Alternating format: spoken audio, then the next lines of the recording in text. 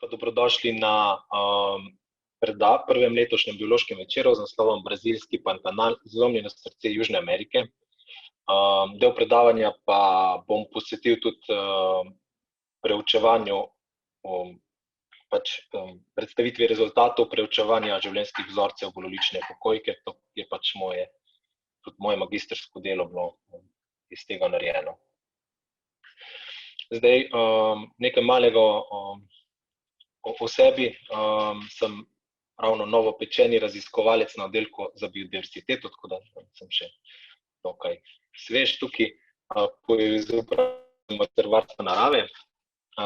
Zadnje leta se poleg projektnega dela pa tudi zelo rad ukvarjam z kakimi aktivističnimi pa političnimi tematikami, tako da sem poskušal tudi današnjo predstavitev zaključiti bolj z nekim družbeno-kritičnim političnim vidikom problematike, s katero se Pantanal sooča. No, da ne bom zdaj glih našteval še kakih dodatnih hobijev, je pač počasi čas, da začnemo. Zdaj, morda se kdo izmed vas tudi danes je tukaj zato pojavil, ker je ogledal v naslovu besedno zvezo Zlomljeno srce in pričakuje nek napet ljubezenski triler. Na žalost bi raje videl, da je to res zgodba z nekim ljubezenskim pridihom, da bi se mi zlomilo srce zaradi kakšne Brazilke, ampak žal temu ni tako. Današnja zgodba ima drugačen zaključek, je na nek način drama, katere arhitekti smo pač mi ljudje z svojimi posegi. Zlomljeno srce pa je Pantanal. No, pač to bo, kot sem že rekel, pustimo to za zaključek, pričel bom bolj splošno tematiko, to bom predstavil svojo raziskavo in potem bo sledil ta zaključek, s katerimi problemi točno se Pantanal sooča. No, pa najprej začnem pri sebi, kaj mene veže na brazilski Pantanal in zakaj sploh bi si nek mladec iz Slovenije s študentskimi prihodki želel podati na takšno precej drugačno pot. Večina ljudi, ko omenim Brazilijo, sem zaradi katere izmed teh stvari na sliki. Nisem ravno tipičen moški, ker če kaj ne maram, je to futbal nostalgija. Moje motivacije pa se skrivajo predvsem drugod.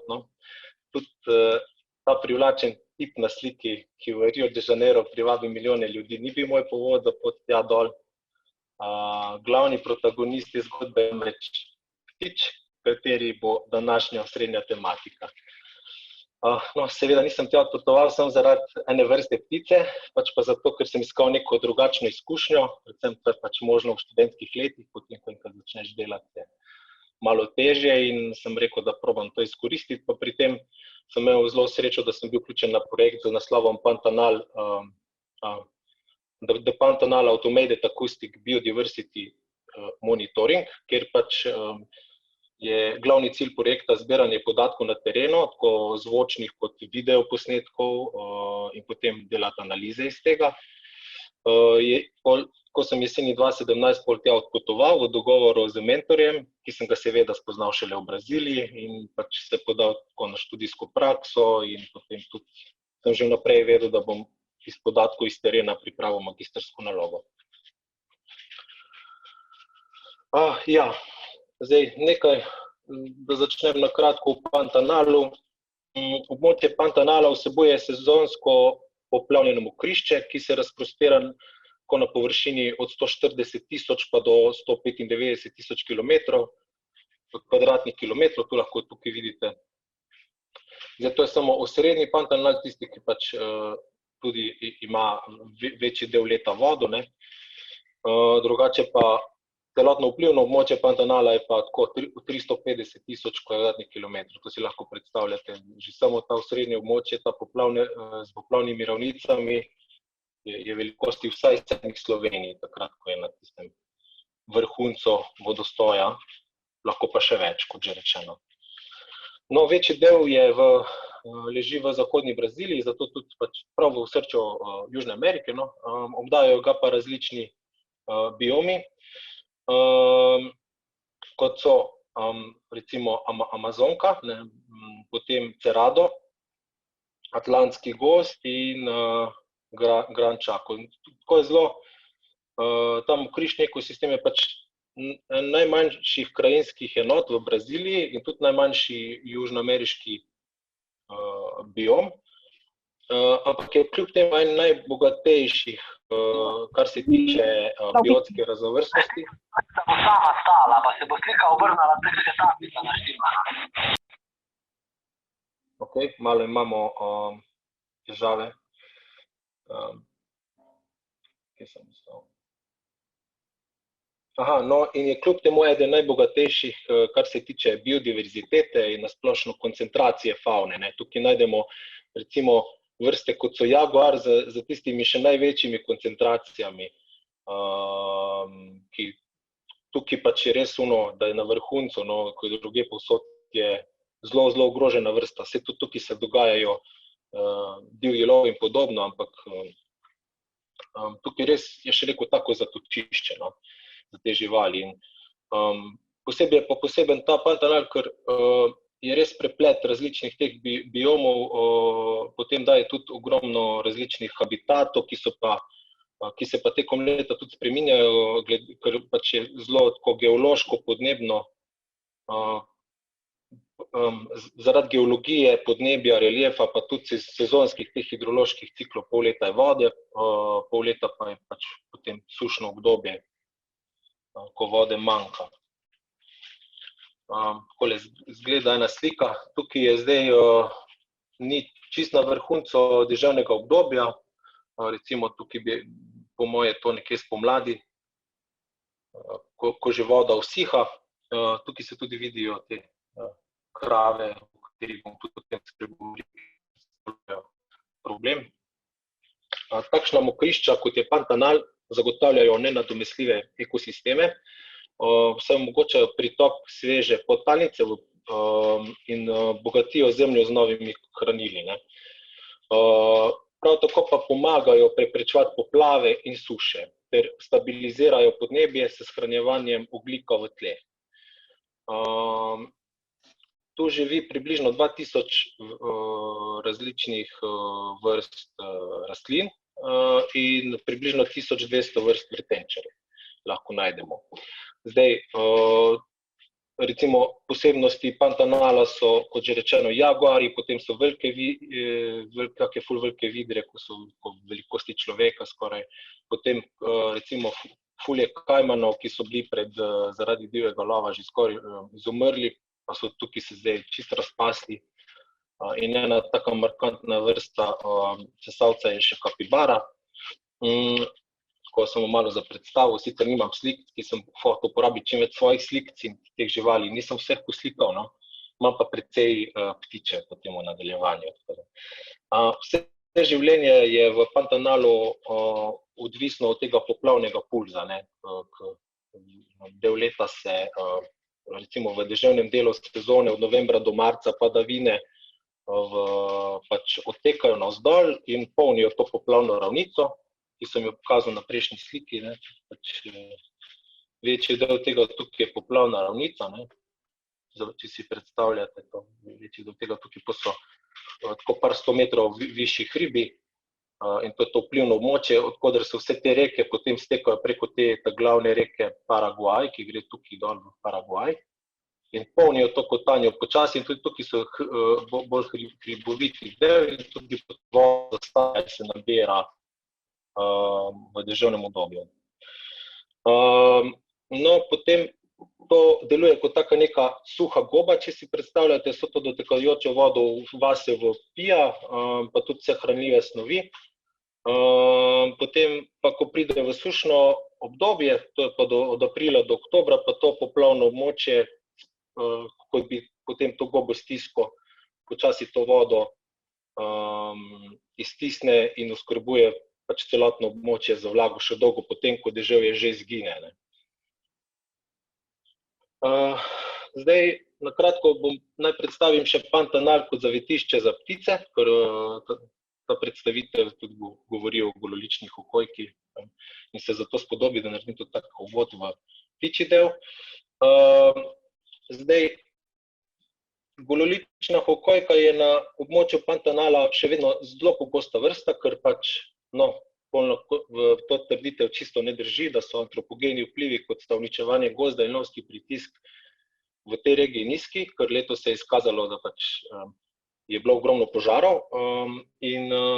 Ampak do takrat, ko sem delal to nalogo, je pač držalo, zdaj ne vem, kako je stanje s to ptico tam, ker letos je tudi tam gorelo, ko smo delali to raziskavo, ampak do takrat je držalo, da zaradi tega, ker območje to območje zaradi tega, ker je pač nizek lovski pritisk, malo ljudi, tudi omogoča preučevanje vedenjskih karakteristik vrste v nekem optimalnem naravnem okolju, kar je pa tudi ključno potem za napredno načrtovanje in izvedbo ukrepov za ohranjanje vrste.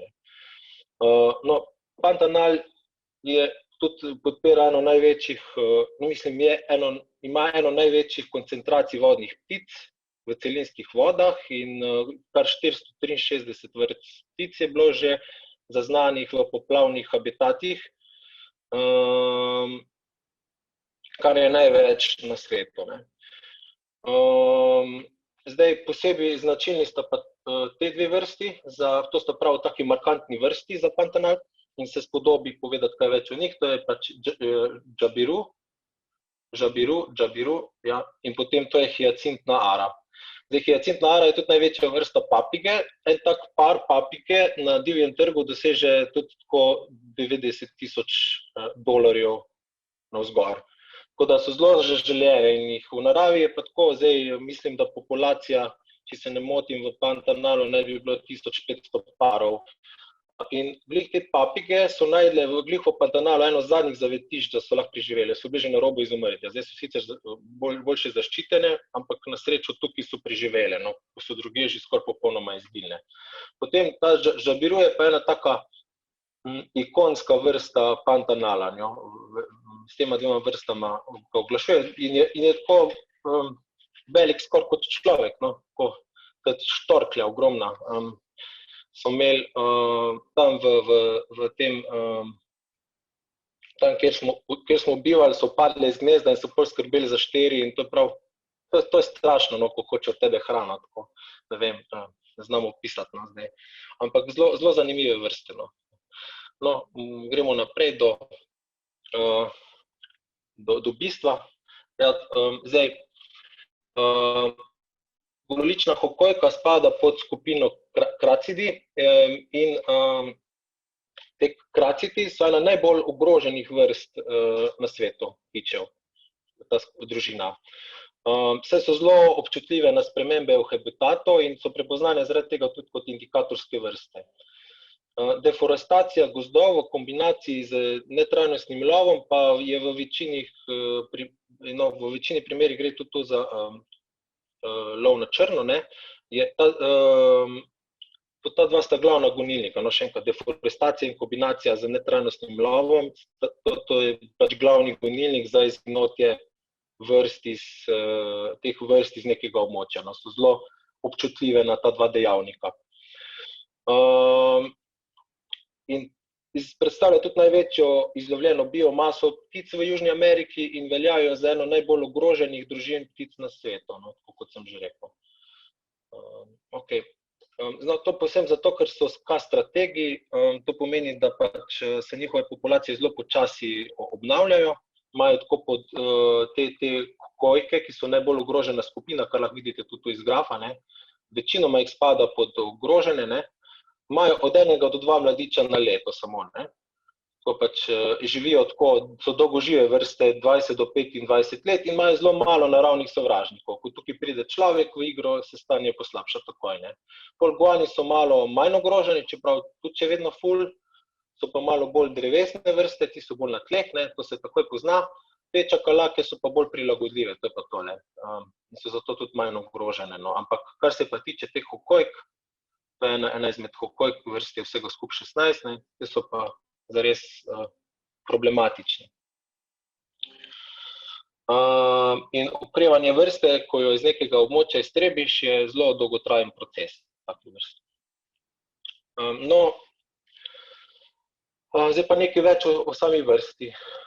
Zdaj, ta vrsta spada pod ranljivo vrsto, ampak če pogledate, koliko je pa razširjenost imaš skoraj 5 milijonov kvadratnih kilometrov, ne? Ampak iz tega območja tako hitro izginja, da bo v naslednjih 30 let je predvidenih od 30 do 40% celotne populacije, da bo izginilo, no.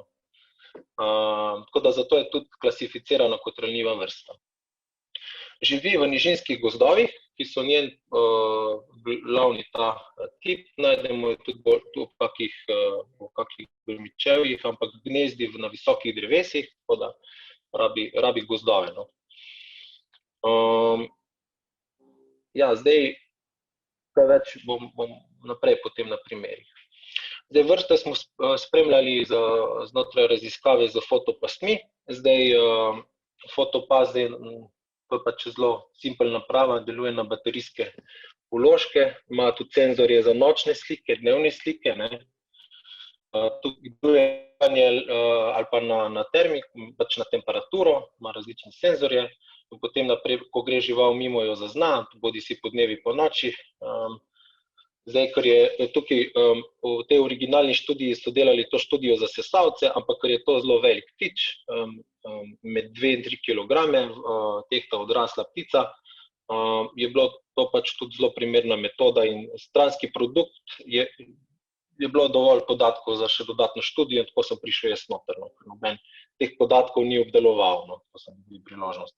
In zdaj to deluje, tako daš noter SD kartico, za tiste, ki ne poznate, večinoma verjetno ste že kaj takega videli, in potem nastaviš, čez 14 dni se vrneš, pobereš, zamenjaš kartico, napolniš, zamenjaš baterije in spet postaviš naprej in to deluje, no. Ja, zdaj, fotopasti so zelo dobra oprema, no. Zdaj, kar se tiče njihovih prednosti, predvsem je prednost to, da je možnost monitoringa 24 ur na dan, 7 dni v tednu, ne. Zdaj, za tako količino podatkov, ko lahko zbereš za tako kamero, to lahko ti naredil kot posameznik, ne. Tudi na več lokacij hkrati lahko postaviš in to res ogromne količine podatkov. Zdaj, večja dostopnost je tudi zato, ker pač ne rabiš biti res skozi na preži in te stvari se zelo razvijajo, pa tudi programčki so recimo že razviti za obdelavo podatkov, tako da to je res zelo uporabna. Pa tudi to niti ni toliko nova tehnologija in v zadnjem desetletju se je pa razvilo tudi veliko teh modelov znotraj različnih statističnih programov za obdelovanje teh podatkov, ki jih dobiš s fotografij, tako da to je taka znanost še vedno v razvoju. Predvsem pa omogoča to take izmuzljive vrste, da jih lahko zaznaš, no. To je še posebej dobro pri takih vrstah. Zdaj, območje raziskave. Raziskava je bila izvedena v parku Sjesk Baja das Pedras, ki leži v Poconejo v severnem Pantanalu. To gre za zasebno zavarovano območje s približno 4200 hektarji, kjer so pač človekove dejavnosti zelo omejene. Tam imajo samo en tak naravoslovni turizem, kjer pridejo te Brazilci iz najbližjega mesta, tukaj v Mato Grosso, tega večjega Cuiabá, jahati te konje in potem to je edini impact, ki ga imajo na to območje, znotraj par hektarov, ostalo je pa za naravo namenjeno, no. Ta Sjesk se prav s tem ukvarja, ima po celi Braziliji različna zavarovana območja, tako za živali, za naravo, kot tudi za domorodno prebivalstvo. Zdaj, ker so človeške dejavnosti tukaj omejene, so nam te razmere omogočile raziskavo zelo nedotaknjenih populacij, torej v nekih optimalnih pogojih. Zdaj, jaz sem se na teren podal tja med septembrom in oktobrom 2017, cela študija pa je potekala skoraj 3 leta, no, 2 leti in pol, od 2015 do 2017. Kot že omenjeno, ekipa za sesalce je pač postavljala kamere, in sicer na 37 različnih lokacijah, kot vsaka je bila od druge oddaljena 1 kilometer, lahko na mrežo, in potem so se tukaj menjale kamere, kartice, baterijski vložki in tako naprej. Tako med suhim in deževnim obdobjem, potem pa imamo še tukaj sezone, ki se jih splača omeniti, to umikajoča se voda, to je takrat, ko ni dežja, pa voda pač napaja preostale predele, pa hlapi, ne. Bolj je nizka voda, to je obdobje suše, naraščajoča voda, to pomeni obdobje bolj skoncentriranega dežja, ko res dežuje in se voda začne zbirati, potem pa visoka voda, ko je stabilen vodostoj visoke vode, ki se počasi začne spuščati potem.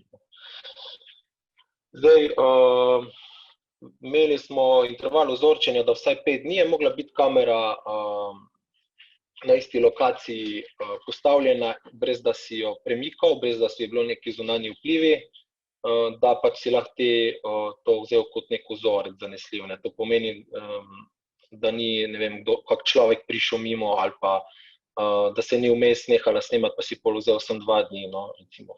Potem vedno je bila ista višina nastavitve, zato da pač priporočenih 60 cm, kar bi naj bilo dokaj optimalno za to vrsto, in pač mogel si zagotoviti, da pač si ponavljal to dokler, da si imel zbranih dovolj rezultatov, da si lahko statistično delal. Mogoče malo preveč v metodologiji, tako da bom zdaj. Naj predstavim še, kako je potekalo pač delo, kar se tiče prav terenov. Zdaj, večinoma smo potovali s konji, to je bilo edino prevozno sredstvo, ali pa peš, včasih si tudi po 10 km predhodil, da si zbral podatke. In tukaj zdaj sem dal par različnih slik, da se lahko vidi tudi, koliko različnih so znotraj teh 4200 hektarov, ki smo postavljali te pasti, koliko različnih habitatnih tipov je. To je tak preplet, od savan do gozdov, tudi do mokrišč, še vedno, mi smo bili v suhem delu, leta tam, ko so nastale te slike, tudi še vedno si najdo večja območja, kjer je bilo ful vode in popolnoma različna vegetacija, tako na eni strani ena, na drugi druga in tudi prepleti vrst in vsega, zelo zanimivo. Zdaj, kot že rečeno, konj je bil edino prevozno sredstvo, predtem nisem znal jahati, ampak to je ena najlepših stvari, kar se mi je tam zgodila, tako da sem se še naučil jahati, poleg tega sem parkrat tudi padel s konja, že drugi dan, malo se prestrašil, ampak potem je šlo do konca. Zdaj, tukaj še ena slika, tudi še drug habitatni tip, spet neke palme, to je tako kilometer stran od tega območja, res prekrasno. Zdaj, edina 2 človeka, s katerima sem se lahko družil, sta bila Katrin, to je pač doktorska študentka iz Nemčije, ki smo skupaj hodila, vedno se hodi v parih, zato ker pač ni najbolj, zato ker če se nekomu nekaj zgodi, da pač potem lahko drugi išče pomoč, ker to je srednji čester, vseeno je boljše biti v dvoje, ker si varen, pa to je Don Adolfo, ki pa govori sem portugalsko, z njim sem se pogovarjal enkrat, 2krat mogoče, ampak je pa zanimiv zajahati z njim, ti pokaže stvari, je domorodec in pozna zadeve. In potem Katrin je bila prevajalka in je šlo zelo dobro.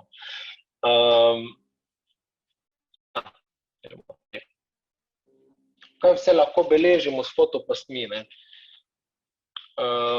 Zdaj, te čist splošne podatke, čas, kdaj je bil nek posnetek narejen, temperaturo tudi beleži pol lunine faze, potem pa tudi različne biološke podatke lahko, Recimo, pač kot je prisotnost različnih vrst, prisotnost ene določene ciljne vrste, pa potem tudi na dolgi rok, če to ponavljamo, lahko tudi vidimo spremembe v biodiverziteti, spremembe v recimo številčnosti v populacijskih gostot glih ne moramo s tem ocenjevati, lahko pa vidimo frekvence, ki so pač, kako pogosto smo ujeli eno žival v nekem določenem časovnem obdobju.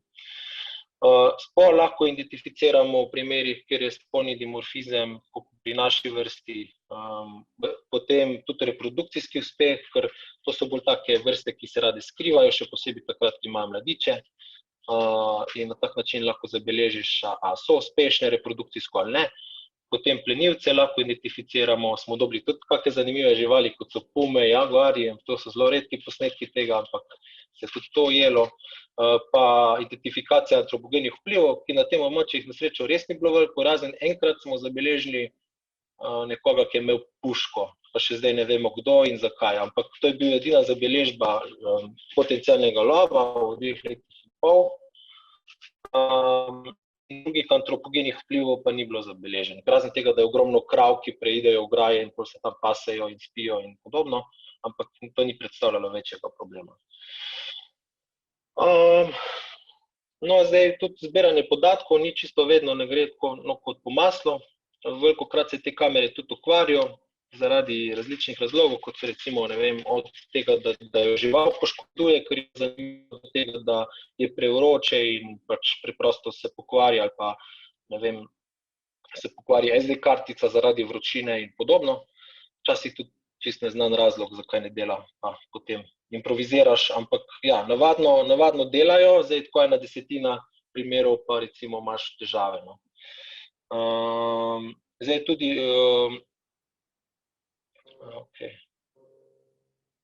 velik problem je to, da je večina zajemov neuporabna, to pomeni, da potem, ko dobiš te posnetke, jih moraš presortirati, zato ker se sprožijo zaradi premikanja vegetacije, ko veter premika in tako naprej.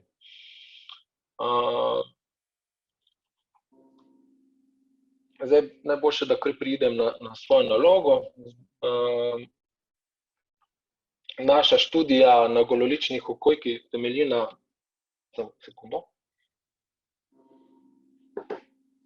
na taksonomsko specifičnih podatkih s posebnim poudarkom na izbranih vzorcih ekoloških pa etoloških lastnostih življenjske zgodovine.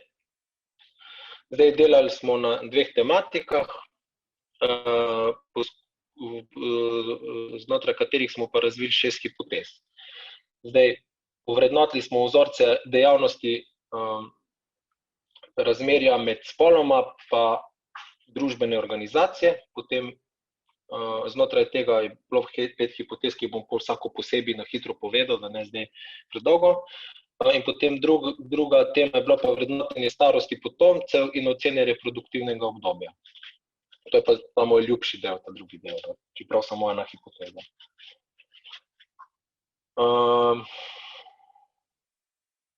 Ja, zaradi česa je to moj ljubši del, no, ker pač potomci okojk so zelo redko zabeleženi, nam je pa to precej pogosto uspelo, 65 zabeležb smo imeli. To je recimo samica, zdaj to je pa taka vrsta, kjer ostanejo potomci zelo dolgo, zelo odraslih živali, tako od pol leta do 10 mesecev nekje, so zdajšnji podatki za druge vrste, za to vrsto nimamo točnih podatkov. Še redkeje se določa njihova starost, je zelo špekulativno ponavadi, zato nam je pa uspelo ključ za določanje starostnih razredov potomcev razviti in ga tudi uporabiti prvič. To omogoča na nek način, jaz temu pravim, pogled v preteklost, zato ker greš, glede na to, koliko jo oceniš, da je zdaj stara iz podatkov iz literature, potem probaš ugotoviti, kdaj je bila izvaljena in kdaj se pač je začelo reprodukcijsko obdobje. Pa s tem tudi lahko lažje določiš razvojne faze potomcev. Zdaj, uspešnost naše študije, kar se tiče zajema posnetkov, zdaj okrog 5000 dni smo imeli postavljene vse kamere skupaj, to se gleda pač, sešteješ vse dneve, ko vse kamere skupaj so na lokacijah. Od tega smo zabeležili 357 neodvisnih zabeležb vrste, pa 554 neodvisnih zabeležb ptic. Kaj pomeni to? To pomeni, neodvisna zabeležba je zabeležba znotraj 30-minutnega intervala. Zdaj, takrat, ko si zabeležil vrsto, ko gledaš vrsto, ko se pojavi prvi osebek, ne glede na to samca, samica, mladič, je to zabeležba vrste in potem 30 minut ne beležiš več nič. Čakaš spet 30 minut. In pa zabeležb ptic posameznih pa pomeni, da probaš identificirati čim več različnih, ker se jasno vidi, da gre za ločene osebke in potem pač isto znotraj pol ure. In ta polurni interval pa pomaga to narediti, da so te podatki neodvisni. Zaradi tega, ker Nikoli se ni pojavilo po pol ure, tudi ne, tudi iz primera lahko povem, da ni bilo takega primera, kjer bi se po pol ure spet pojavili, so se pa tako po 1 minuti, po 2 lahko jasno vidi, da gre za isto ptico, ne. Mislim, ne moreš zagotovost trditi, ampak ja, mislim, lahko sklepaš, no, tako moram reči. In zato se pač naredi tako, da se dobi minimalni podatek, zato da ne bi naredil prevelike ocene, no. Poenostavljeno. Ja, uspešnost metode zajema podatkov s fotopasmi, to je prva hipoteza. Uspešnost metode zajema podatkov s fotopasmi se razlikuje med različnimi sezonami, obdobji in leti. No, poglejmo si pobliže konkreten primer na celokupnem zajemu posnetkov za vrsto. Je tukaj, recimo, to je pa za posameznike. Dajmo za posameznike, samo da ne bom zakompliciral, zdaj, ki imamo celega večera. In tukaj se jasno vidijo pač razlike, da recimo med receding water pa low water, da je ful večja zaznavnost na kamerah. To pomeni 17 posnetkov, 17 živali na 100 posnetkov, ne. In tukaj 10 živali na, recimo, če pogledate. Tukaj je največjih. In točnega razloga se ne ve, zakaj je to povprečna vrednost je večja, ne, ampak se predvideva zaradi prehranjevanja in potovanja do vodnih virov, zato ker voda tukaj usiha in pač morajo bolj slediti hrani in vodi. Zdaj, hipotezo smo vseeno pač potrdili, a ne, ker so razlike. Skupni uspeh zajema pa je bil večji, kot je navedeno v raziskavah opravljenih v drugih študijah. Vseeno pa so potrebne dodatne raziskave preferenc habitatnih tipov in tako naprej, da bomo lahko bolj razumeli te lokalne vzorce njihovega gibanja. Takole. Zdaj, druga hipoteza, dnevni vzorci aktivnosti so bimonalni. Kaj tukaj vemo do sedaj? Zdaj, tako kot večina drugih ptic so vrhunci aktivnosti gololične hokojke vzorjeni ob mraku, to pač se je do zdaj vedelo iz terenskih opazovanj že. Zdaj, tudi kot iz transektnih, kot tudi iz fotopasti. Zdaj, mi smo pa spet imeli toliko podatkov, da se je splačalo tudi to narediti, pa tudi malo bolj na podrobno to secirati, no. Bimodalna distribucija dnevne aktivnosti vrste torej pomeni, da se vrsta pojavlja v 2 viških, no, kratko. Zdaj, tudi pri nas, seveda, kot že rečeno, je bila to hipoteza potrjena, so se pojavile v 2 viških, zjutraj med 6 in 7 in zvečer med 4 in 5.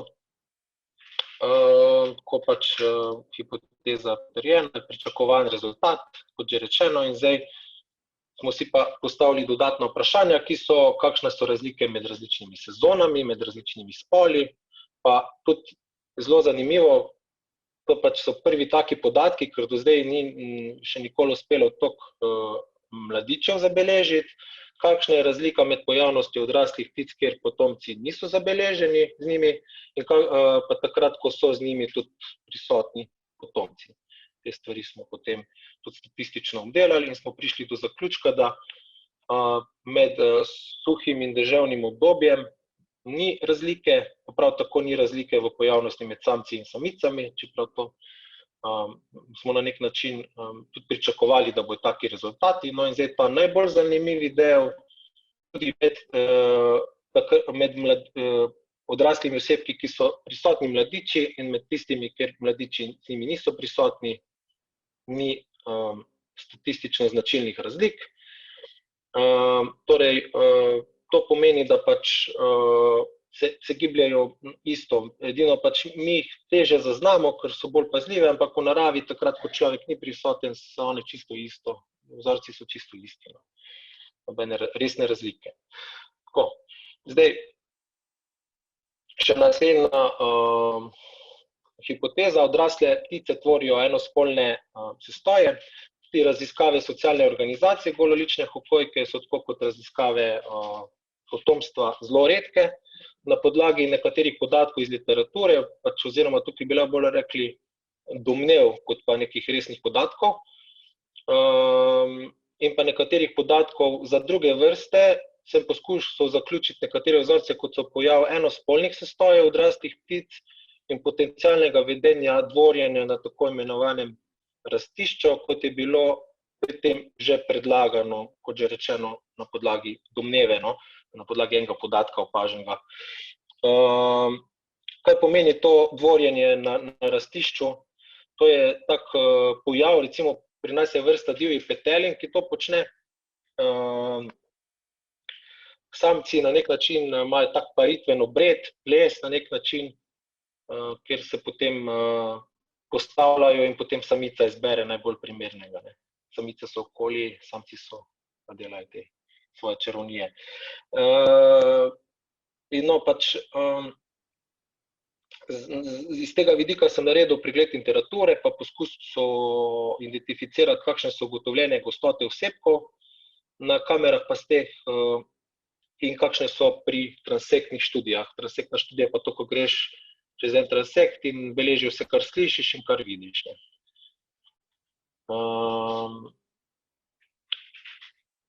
No in zaključek je, da hipoteza ni niti potrjena, niti ovržena.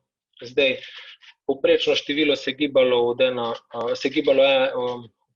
s povprečjem 1,5 osebka na posnetek in samo od 1 do 4 ptice na posamezen posnetek in večinoma so bile kot samci, samice in pari.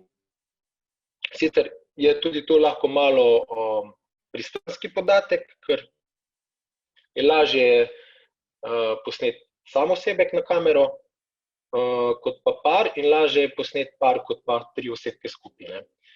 Ampak no, skratka nismo zaznali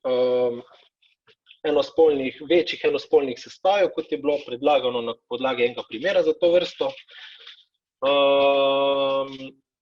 In ja, pač sicer sumimo, da se ne združujejo v te enospolne sestoje, ampak vseeno bi bilo smiselno kamero past ne uporabiti kot glavni vir podatkov za opazovanje tega vedenja na rastišču, ampak kot dopolnilo transektnim raziskavam, da takrat, ko opazimo neko stičišče, kjer več osebkov zaznavamo, ko pa drugje v nekih rekah in jezerih, kamor hodijo se napajati recimo, ali pa nekih poteh gozdnih, da tam postavimo kamero past, kjer smo to prej zaznali in na tak način probamo pač dopolniti podatke. No. Ne pa to kot glavno metodo za to, na primer. Ok, oba starša skrbita za svoje potomce. Zdaj, to je tudi zelo dober podatek. Saj so evidentirana opazovanja potomcev ko za gololične hokojke, kot tudi za druge vrste hokojk zelo redke. Praktično jih skoraj ni. Ker pa pri nas smo zabeležili kar 65 podatkov na 8 lokacijah od 37, se pa če to tudi dalo narediti. In smo ugotovili, da so bili potomci večinoma opaženi z odraslimi pari, torej samec in samica, potem s samicami in potem z samci.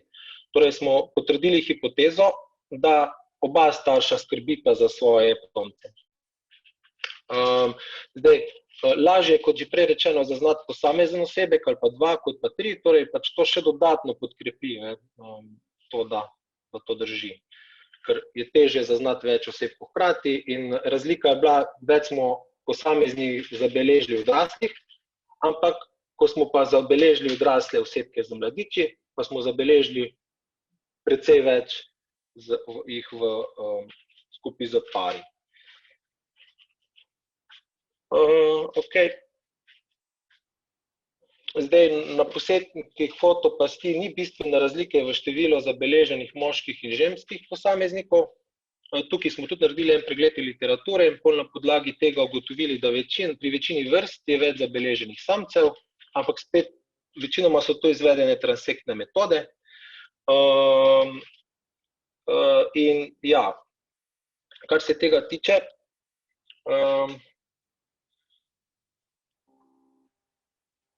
lahko pogledate tukaj, ta prva številka pomeni samec, druga številka samica. Ne?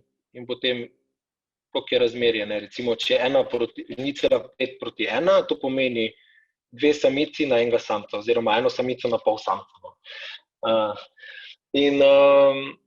Ja, to je, smo ugotovili, da pač pri nas je bilo zelo stabilno razmerje, skoraj enakomerno za odrasle osebke, za potomce pa je bilo 2-krat več samic kot samcev.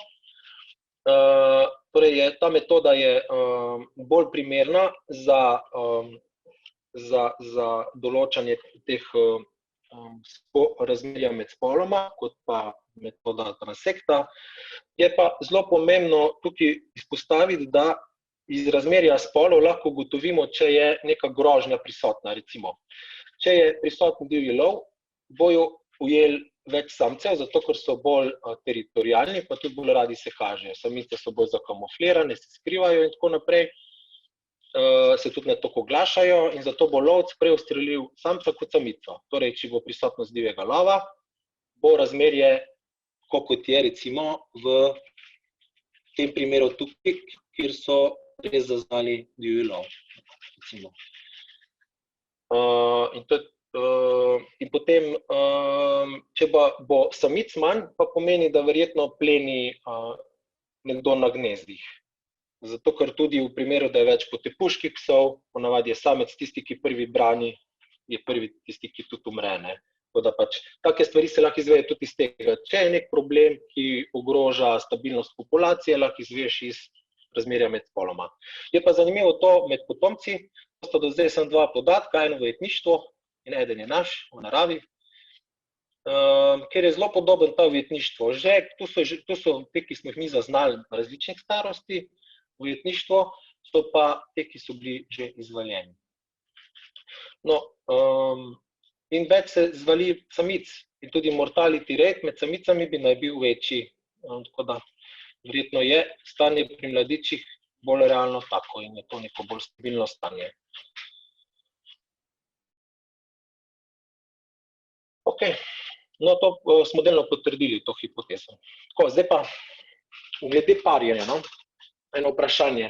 Če lahko na podlagi tega grafa naredimo zaključek, da potomci ostajajo s svojimi starši še dolgo, o predpostavki, da potomci ostajajo s svojimi starši še dolgo po izvalitvi, če lahko že iz tega grafa povemo, ja, to, kdaj je parjenje poteka, ne. In pač odgovor je ne, zato ker ful dolgo ostanejo za starši, moramo določiti njihovo starost. Zdaj, na tej slikah pa lahko vidite, to je že precej večji osebek, to pa precej manjši. Tukaj lahko povem, da smo določili starost okrog 3 tedne, tukaj je pa že več kot 4 mesece in tiste, ki so bili stari več kot 4 mesece, po našem ključu jih ni šlo več zanesljivo določiti in smo jih izločili. Tako da zdaj na kratko, naredili smo tak določevalni ključ za starosti osebkov. In zelo težko je bilo sploh dobiti podatke o teh ptičih, to je iz leta 1941 sem dobil eno italijansko skripto. Pa potem v knjigi so bili te podatki, kar se tiče pa iz terena, pa zelo malo opažam, no, do takrat, ko sem to počel. Potem sem videl, da ko sem že napisal magistrsko nalogo, je prišel še en podatek, ampak to je to, no, načeloma, kar se slik tiče za starosti. Potem sem probal pa na podlagi opisov narediti tak ključ in na podlagi tega ključa sem potem določal starost, recimo med 30 in 40 dni, recimo v tem primeru prvem. In potem sem šel nazaj, recimo tukaj smo ujeli, po 30 in 40 dni je bil bolj določena starost in potem smo probali določiti, kdaj je samica legla jajca, inkubacija je vedno 30 dni pri tej vrsti, potem pa tudi, kdaj se je vrsta tudi, mislim, kdaj se je posamezna ptica tudi izvalila. In prišli smo do rezultata, da parjenje poteka skozi vse leto. Nekaj zabeležb smo seveda zavrgli, ker nismo zaradi kakovosti posnetkov uspeli določiti, ampak vseeno nam je za 40 primerov uspelo določiti starosti. In ta identifikacijski ključ se je izkazal za zelo dragoceno orodje pri oceni začetka obdobja razmnoževanja. ki, kot reče, mislim, nisem tega še povedal, no tudi obdobje razmnoževanja se točno ne ve, predvideva pa se, da se bi lahko razmnoževale celo leto, so pa mladiči bile opažene na različnih lokacijah v različnem letnem, mislim v različnih mesecih, večinoma v polzimskih mesecih predtem, ampak ni bilo jasnega zaključka. No, na podlagi tega smo zaključili zdaj, da pač se razmnožujejo skozi celo leto. In ta identifikacijski ključ starostnih razredov je tudi uporaben za druge vrste hokojke z manjšo prilagoditvijo. No, zdaj, da zaključim to delo, potem pa bom na hitro povedal še nekaj o problematiki, s katero se pa danes sooča Pantanal. Zdaj, pač glavni zaključki te raziskave so pač, da je bilo pridobljeno veliko novih podatkov za vrsto, ki prej pač je bila zelo slabo opisana glede teh stvari. Prispevek k boljšemu razumevanju biologije vrste, tudi to prinaša. Predvsem pa je pridobitev novih podatkov znotraj območja z nizkimi antropogenimi vplivi kot neko referenčni podatek za naprej, ker ta vrsta ima velik areal razširjenosti, vemo, da se krči in bo lahko nekdo na podlagi teh podatkov ocenil nekje drugje, če se stanje slabša, ali pa tudi na tem območju, glede na to, da so tam zdaj hudi požari. Zdaj, kot sem že prej rekel, nisem prepričan, če te stvari še sploh držijo, no, vse. Tudi v bližini tega območja je gorelo, tako da verjetno je prizadelo tudi velik udarec tudi za to vrsto, med drugimi. Je pa glih v Pantanalu največja koncentracija tudi te vrste, no, ugotovljena zaenkrat. Da ima največ osebkov, mislim, največjo gostoto, no, naravno v Pantanalu. Zdaj, največje svetovno mokrišče je Pantanal in letos je tekom celega leta, od januarja pa še do zdaj, no, so požari in je bila uničena skoraj četrtina Pantanala. To pomeni krepko pred 30.000 kvadratnih kilometrov. To si lahko predstavljate 1,5, mogoče je veliko 1,5 Slovenije, celoti v ognju zgorelo, vsa vegetacija, vse živali od tam zgorele ali pa pregnane, tudi območja domorodnega prebivalstva, nekatera so bila v požarih. Zdaj, kaj točno se tukaj dogaja, zakaj so sploh požari, no? Nažalost so novice zelo slabe, pač obeti tudi za prihodnost kažejo, da so zelo temni. Te plameni na sliki so le vrhene, bolj velike ledene gore in so neko opozorilo, da imamo en resnejši problem.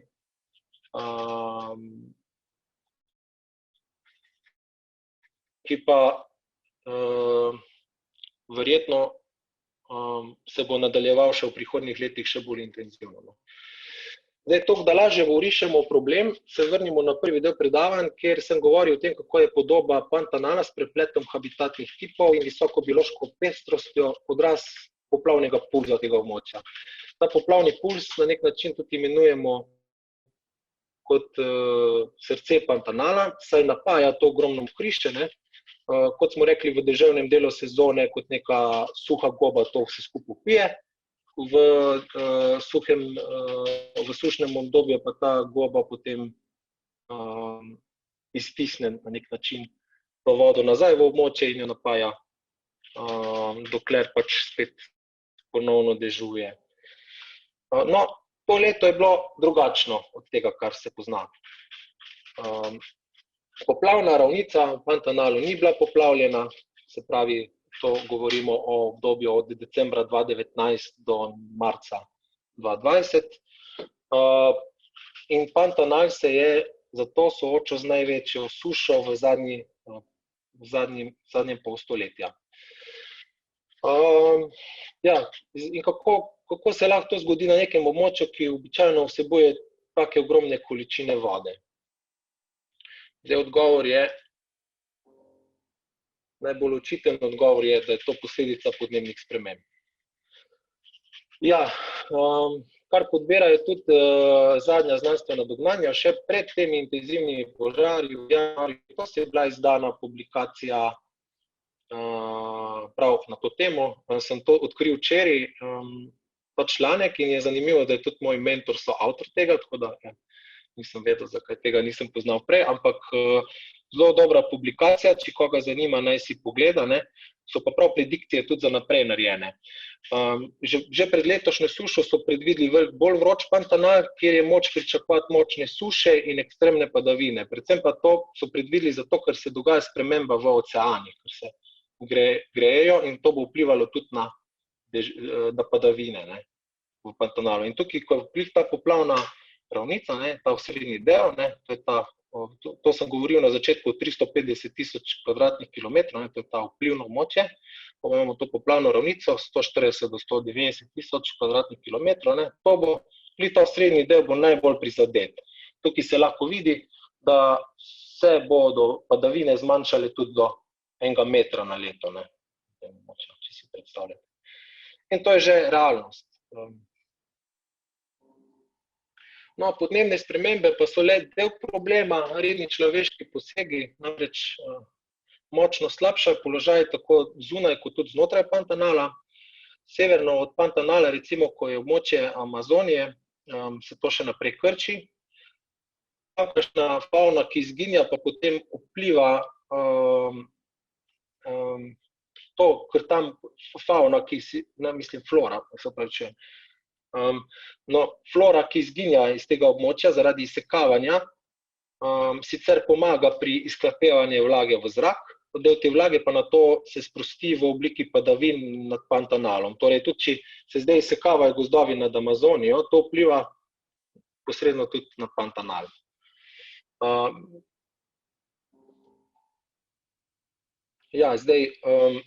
Kot že rečeno, je bila suša med oktobrom 2019 in marcem 2020, med oktobrom, zdaj tukaj zapisek, je bilo 40% manj dežja od polletnega povprečja, med oktobrom 2019 in marcem 2020. To se že vidi zdaj, ampak to se konkretno vidi.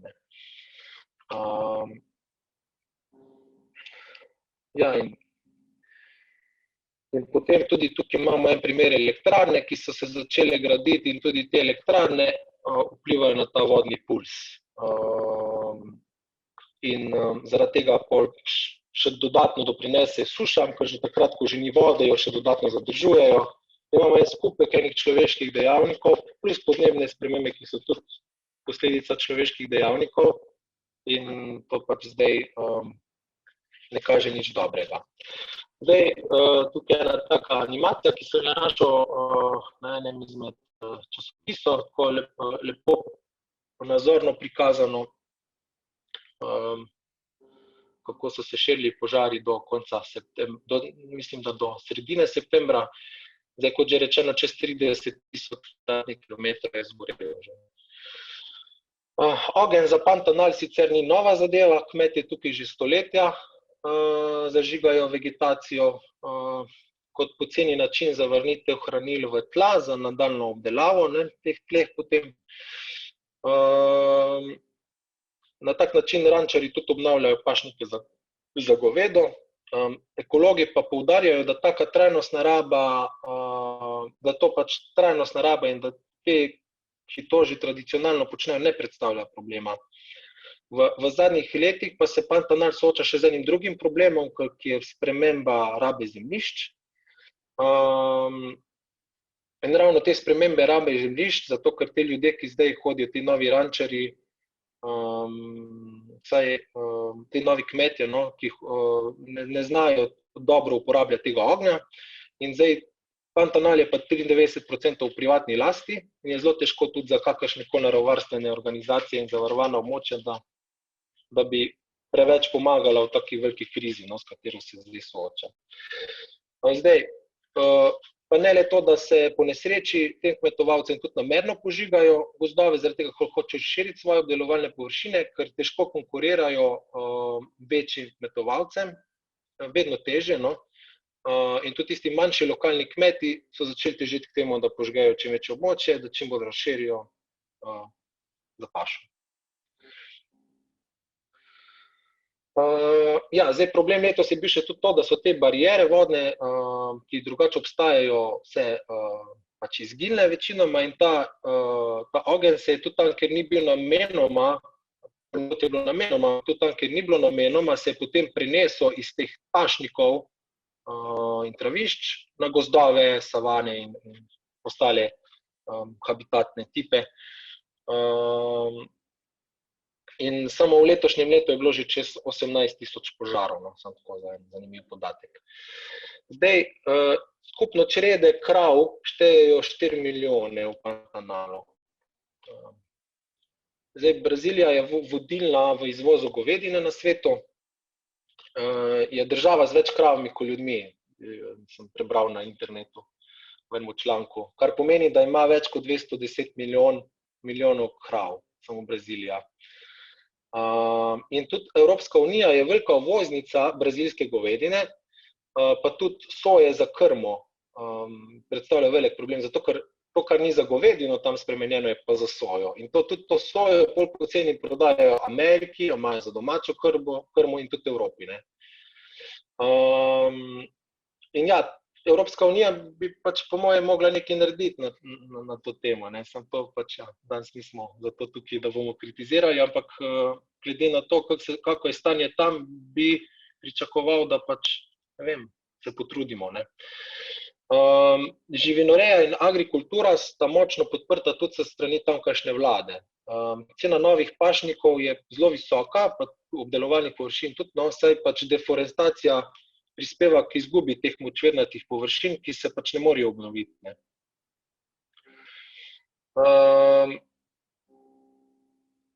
No, da spregovorim še na hitro o tem tipu na sliki. To je naš predsednik vlade s svojim preganjanjem nevladnikom proti njemu amater. To je brazilski predsednik Jair Bolsonaro. Ena izmed njegovih predvolilnih obljub je namreč bila, da bo ravno krčenje gozdov, zato da bo pomagal kmetu, ne, saj v ozadju so druge stvari, zato ker je prijatelj z marsikaterim tem velim posestnikom, tudi eden izmed ministrov je največji proizvajalec soje v Južni Ameriki, tako da se vejo motivacije. No, in očitno je en redkih predsednikov, ki svojim predvolilne obljube potem tudi drži, ker kar je pač on naredil, je ena velika katastrofa, no. Spodbuja krčenje tudi preko požarov, prav je tudi javno to pozval v letu 2019, ki smo imeli tisto krizo za Amazonijo. Preganja nevladnike, jim jemlje financiranje, krivi jih za podtikanje požarov celo, da bi upravičil svoj namen, da jim jemlje denar. Potem tudi domorodna plemena je v 2019 krivo za podtikanje požarov. No, letos se je pokazala bolj realna slika. Ilegalnih posegov je zaradi oslabljenega delovanja nevladnikov veliko več kot prej. Kakršnikoli vodilnega lova do kurjenja, pač stanje tam je slabše kot kadarkoli prej, ker pač nevladniki nimajo več financ in ne morejo več se boriti proti temu.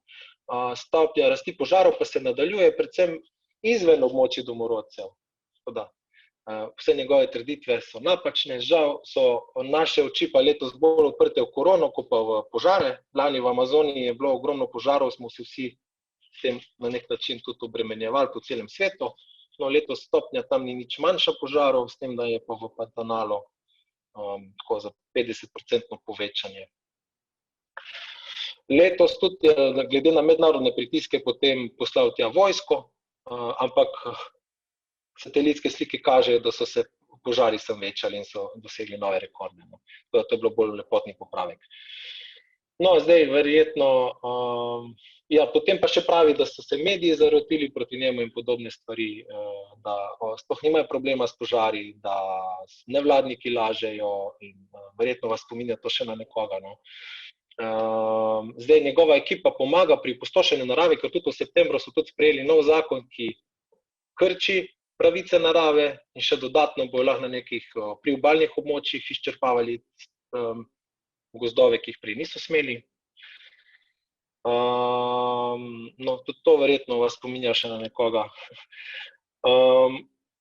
No, da ne bom preveč politiziral, zdaj izbrskal sem tudi en graf, ki prikazuje krčenje gozdov napram povečanju kmetijskih površin za posamezna leta. Zdaj upam, da se vidi na ekranih. Zdaj, tukaj se lahko vidi na letos za 24% krčenih gozdovi in porast za 260% obdelovalnih površin. Torej, pač to je glavni namen, povečanje obdelovalnih površin za agrikulturo in za živinorejo. Je pa zanimivo, da ima Pantanal veliko večji problem, govori se pa samo o Amazoniji. Seveda, Pantanal je tudi povezan z problemom v Amazoniji, ampak ja, zanimivo opažanje. Torej, kakšna je zares prihodnost Pantanala? Že več kot 50% svetovnih mokrišč je že izgubljenih za zmeri. Veliko se jih je pa skrčilo na le še nek košček prvotne velikosti. Zdaj, če se bojo klimatske spremembe, nevtralnostna raba površin in antiokoljska politika nadaljevali, bo Pantanal zagotovo izgubil ta boj.